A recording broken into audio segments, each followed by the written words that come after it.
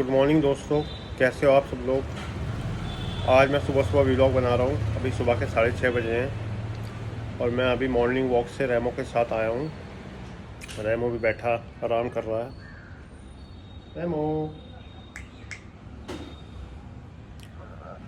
और मैं आपको आज बोनसाई के बारे में बताता हूँ। मैंने आपको एक व्लॉग में बताया था कि बोनसाई का भी मुझे शौक़ है, तो इस ब्लॉग में मैं आपको बोनसाई के बारे में बताऊंगा और बोनसाई के बनाने के तरीके के बारे में भी बताऊंगा। गर्मी इतनी ज़्यादा हो रही है, बारिश नाम की नहीं हो रही, पर हमें झेलना तो पड़ेगा ही, सबके साथ है। बोनसाई एक बड़े पेड़ का छोटा रूप होता है। जैसे बड़े बड़े पेड़ जंगलों में लगे होते हैं, तो बोनसाई को हम जब बड़े पेड़ों की तरह ही अपने घर में छोटे गमले में या ट्रे में लगा सकते हैं।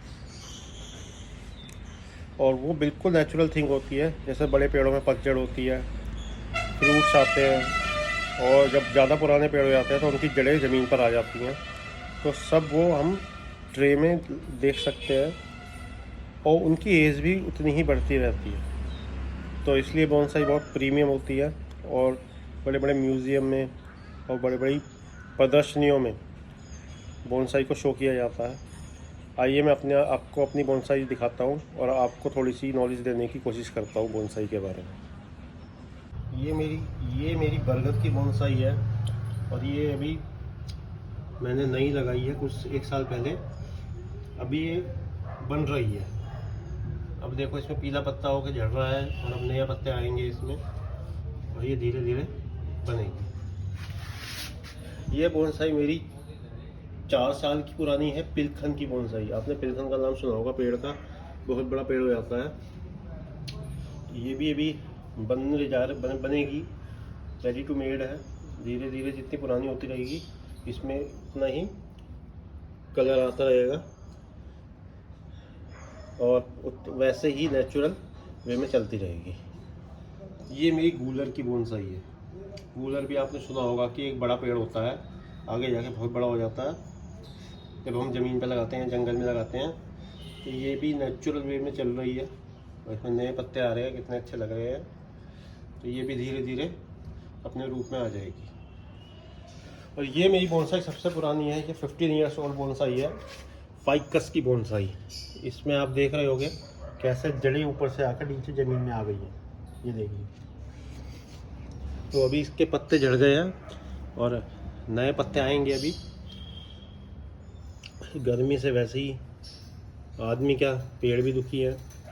तो ये पुरानी होती जाएगी, जितनी पुरानी होती जाएगी उतना ही इसे नेचुरल वे में इसका रूप बदलता जाएगा। जैसे बड़ा पेड़ होता है वैसे ही होता जाएगा।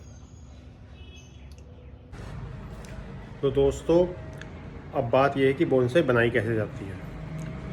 बोनसाई बनाने के लिए हम नर्सरी से छोटा सा पेड़ ले आएंगे और उसको गमले और ट्रे में लगा देंगे।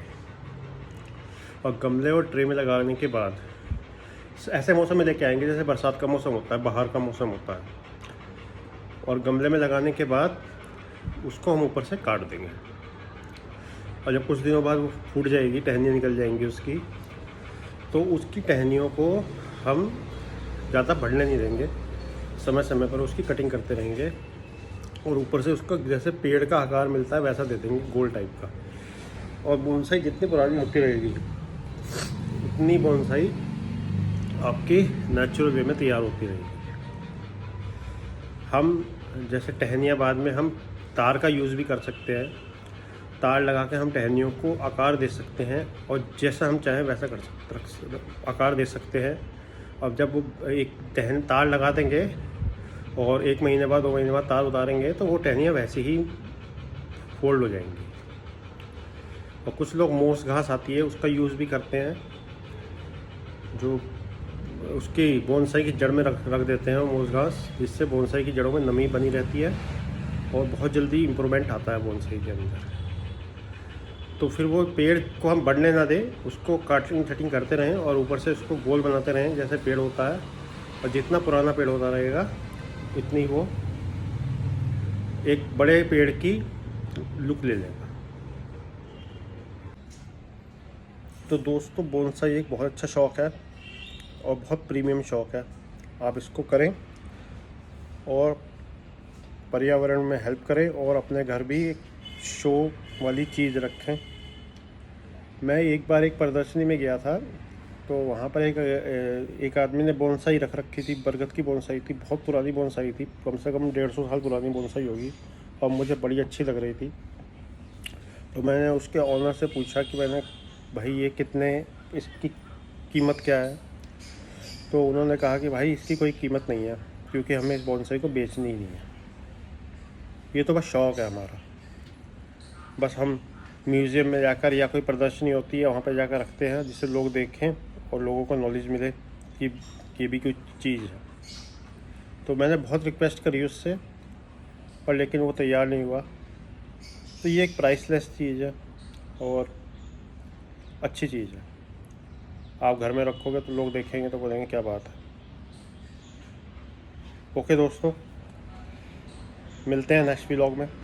और शाम को या दोपहर को मेरा व्लॉग आएगा, उसमें मेरी जो R15M बाइक है उसकी फर्स्ट, सेकंड, थर्ड और फोर्थ गियर की टॉप स्पीड चेक होगी कि पहले गियर में कितनी जाती है, दूसरे गियर में कितनी जाती है, तीसरे गियर में कितनी जाती है और चौथे गियर में कितनी जाती है। ओके दोस्तों, मिलते हैं। आपका दिन मंगलमय हो, शुभ हो, खुश रहो आप सब। I love you.